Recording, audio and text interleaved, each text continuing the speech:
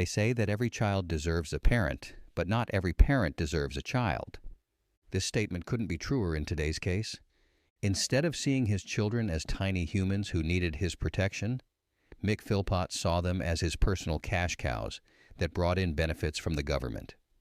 His greed blinded him from their humanity in the worst way possible. He was fame-hungry, narcissistic, and diagnosed as a psychopath who made everyone's life around him a living hell.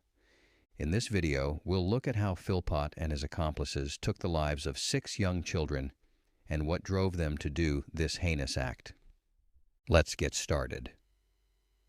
Mick Philpott was born in 1956 in Derby, England.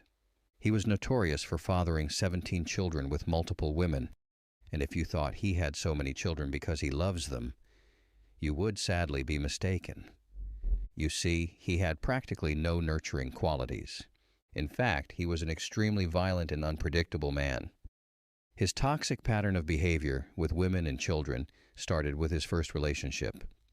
When he was 19, he charmed a 15-year-old named Kim Hill, and they began dating shortly after. In the beginning, Kim saw Philpott as an ideal partner, but it didn't take long before he suddenly became abusive in every way you can think of. His violence was so uncontrollable that he even started beating her in public. In one incident at a pub, Philpott struck Kim across the mouth with a pool cue. Needless to say, she started bleeding severely, but no one dared to intervene or tried to help her. He would use any excuse he could find to harm her. For example, once Philpott broke her arm and fractured her kneecap with a hammer when she paid too much attention to a baby she had been minding. As a British Army member, he would baselessly accuse her of infidelity when he returned from postings and physically assault her. He also shot Kim in the groin with a crossbow one time because he felt her dress had been too short. Kim, still in school, often lied about the cause of her injuries to protect Philpott. After 2 years of abuse, in July 1978, Kim plucked up the courage to send Philpott a breakup letter. In response, Philpott went AWOL from the Army and broke into Kim's home.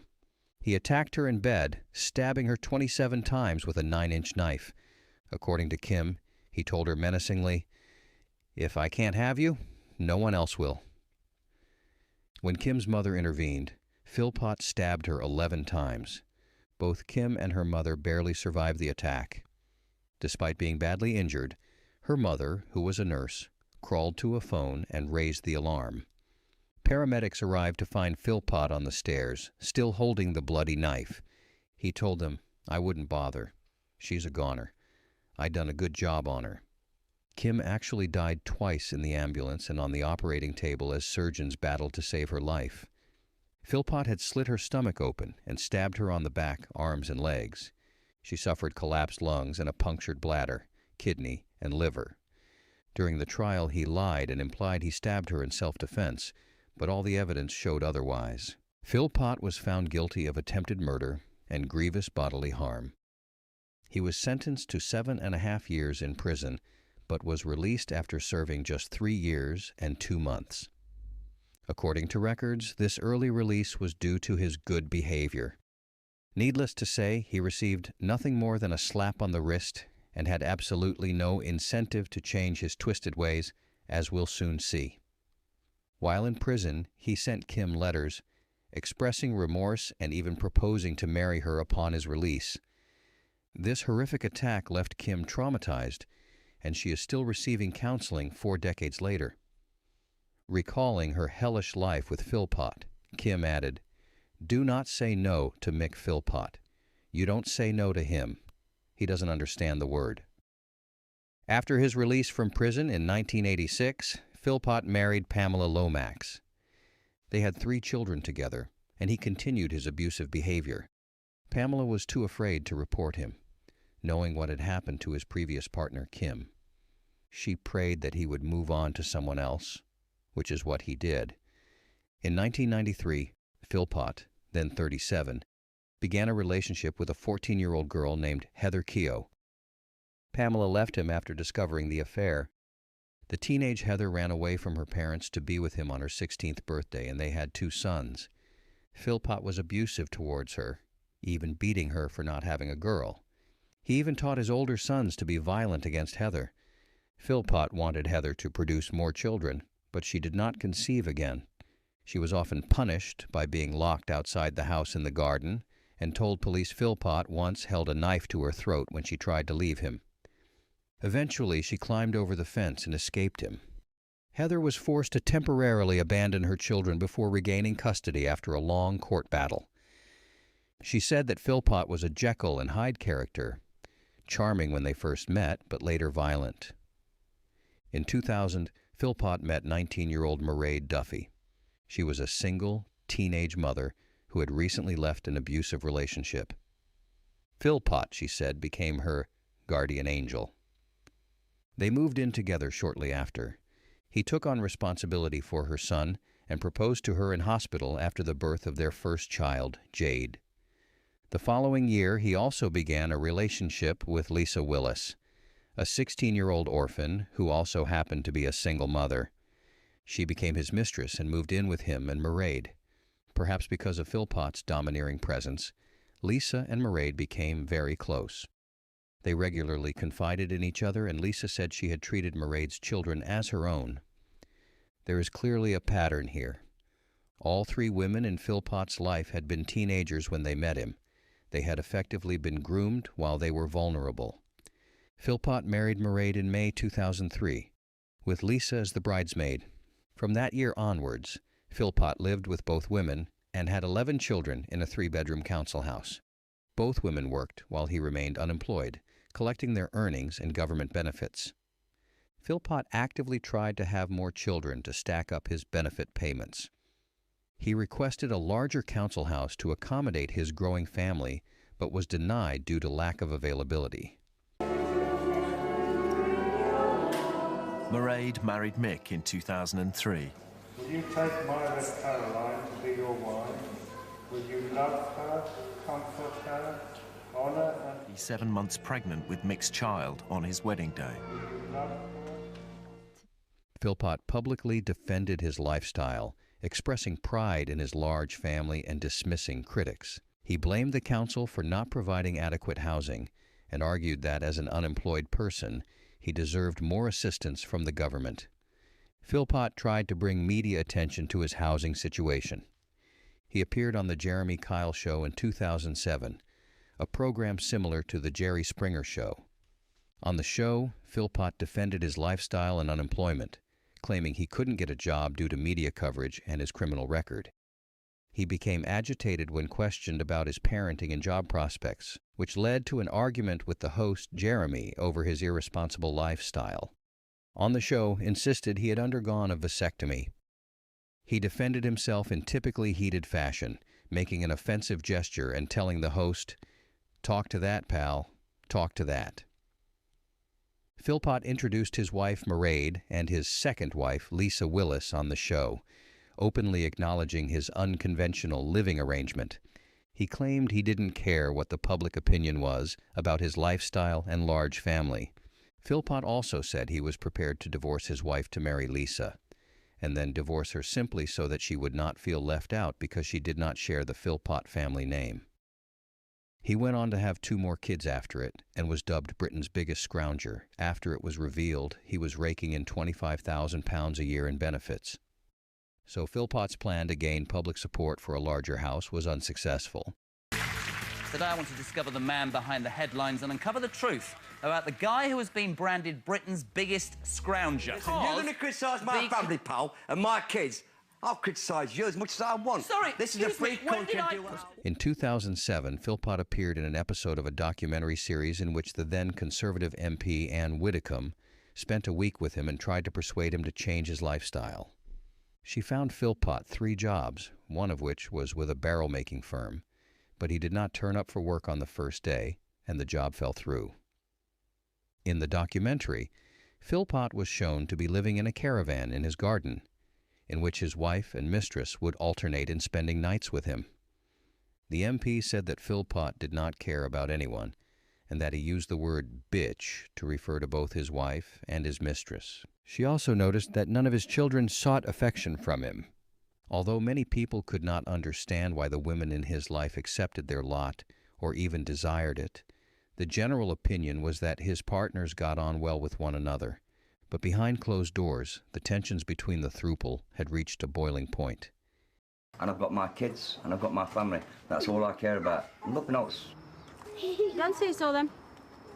Don't say so then. Can I just get if I could get the distribution of children right?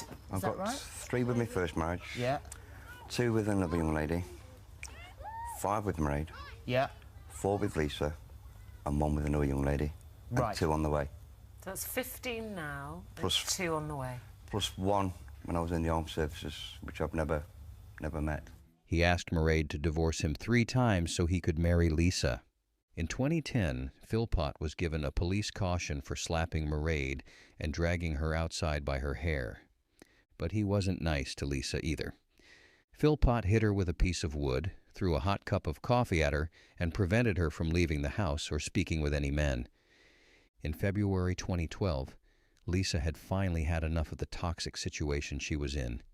She decided to leave Philpott. She told Mairead she was taking her 5 children swimming, but instead moved in with her sister. This was the only way she could leave without any confrontation. 3 months after Lisa left, Philpott was still seething with anger and entangled in a rough custody battle over their 5 children. So he, along with his wife Mairead and a family friend named Paul Mosley, did the vilest thing you can think of. They planned to burn down their home with their own children inside and frame Lisa for it. The arson was scheduled for the day before a custody hearing between Lisa and Philpott. He wanted his children back, motivated by his greed for more benefit payments and the potential to get an even bigger council house. The plan involved Philpott and Mosley putting gasoline into the mail slot and setting fire to the house. Then Philpott would swoop in and rescue his 6 children from the fire, making himself look like a heroic father and win the custody battle. To say that this idea was misguided would be an understatement. On May 11, 2012, at 4 a.m., Philpott's plan to set fire to his house went tragically wrong. The fire spread much faster than anyone expected. It resulted in the deaths of 6 children. Jade, John, Jack, Jesse, and Jaden died at the scene, while their half-brother Duane died in the hospital 2 days later. All deaths were caused by excessive smoke inhalation. Fire investigators reported that temperatures in the upstairs bedrooms exceeded 500 degrees Celsius, leaving no chance of survival for anyone in those rooms. Police confirmed that the fire was deliberately started with petrol under the letterbox, classifying it as arson and officially stating that 6 children had been murdered. I can't get them back in the kitchen. Yeah, terrace house. Yeah, but we've got the police on the way. Have you any idea what's caused the fire? I've no idea, mate, but just woke up, I didn't know. All of these children belonged to Mairead and Philpott except Duane, who was her teenage son from a previous relationship. Jade was only 10 years old. She was described as very intelligent and well regarded at school. 9-year-old John was cheerful, smiley, and polite. Jaden, a 5-year-old, loved lots of cuddles from family and friends. Shy and bashful Jack, 7, was the quietest sibling and a delight to be around. Jesse, 6 years old, was described as a loud character in the family. Duane, the eldest victim at just 13, was described as a charming and caring young boy who was a protector for his younger brothers and sister. Nobody in the community had the slightest clue that a father could do such a thing. Many people who knew and socialized with Philpott and his family defended his lifestyle, saying negative representations of the area, and the man did not live up to the reality. One local, Bobby Sutherland, was inspired to set up a charity to help pay for the funerals of the 6 children, whom he claimed Philpott loved desperately.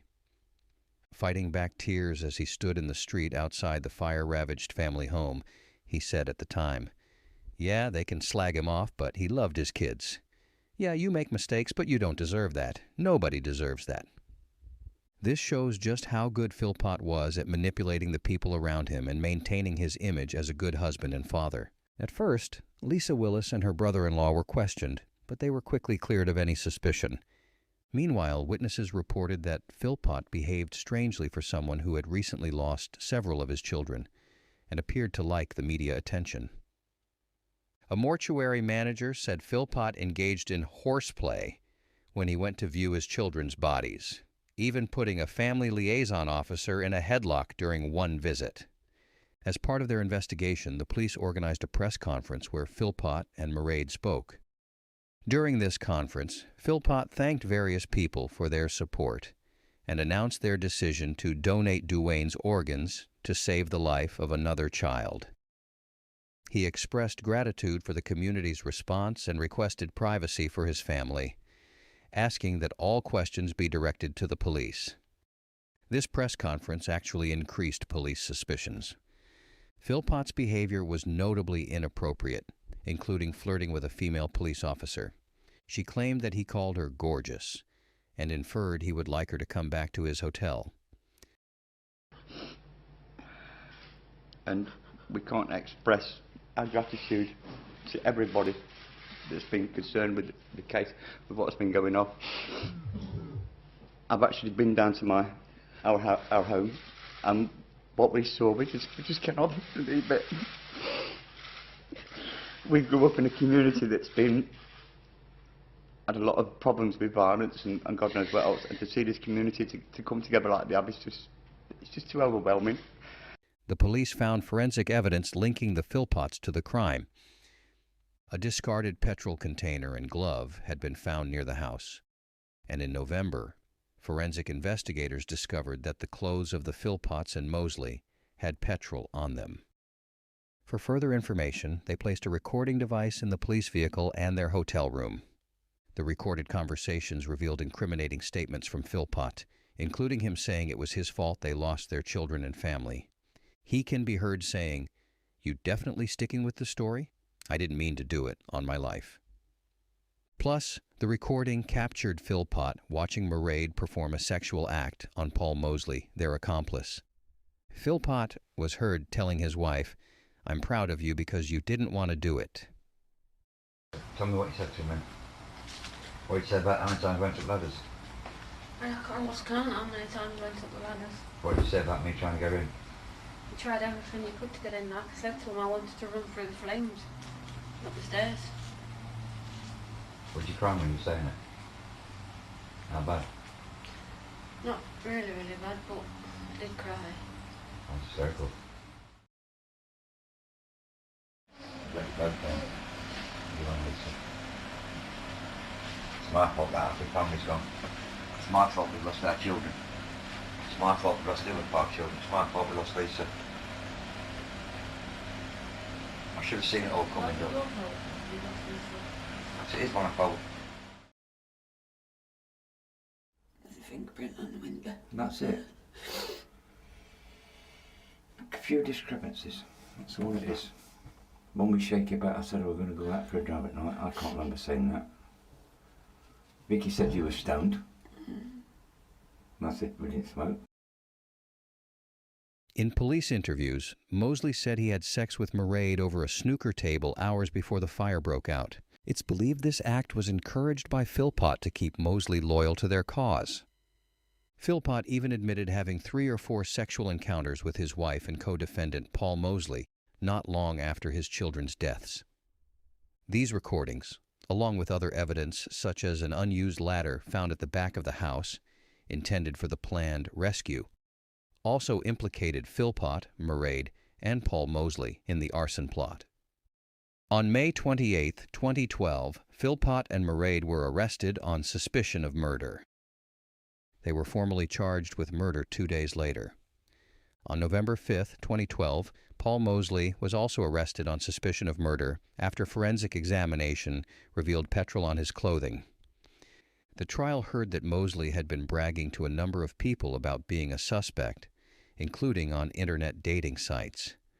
Whatever Mosley's role, it seems that Philpott was keen to keep him on side, and police believe coercion may have been involved.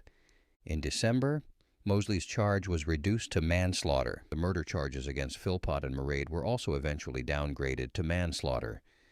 Evidence showed that while they didn't intend to kill their children, they planned to frame Lisa for endangering the family in order to gain custody of her children. Their motivation was not solely revenge. More children meant more benefit money and potentially a larger house. On April 2, 2013, the couple, along with Paul Mosley, were found guilty of manslaughter for the deaths of the 6 children. Philpott received a life sentence with a minimum of 15 years in prison. Mairead and Paul Mosley each received 17-year sentences, with a minimum of 8.5 years to be served. Mairead later appealed against her sentence, but judges ruled the original term reflected the immeasurable harm she had caused. Court of Appeal judges said petrol found on her clothes showed she had participated in setting the fire, which had not been a spur-of-the-moment plan. She had also lied after her arrest, the judges said, and continued to hide the truth during her trial. In her sentencing remarks, Mrs. Justice Thirlwall said it was clear the fire was Philpott's idea, but she said Mairead's children died because she put her husband first. We therefore have come to the view that this sentence cannot be criticised. The judge was careful in reaching the conclusion she did. She gave very cogent and clear reasons for it.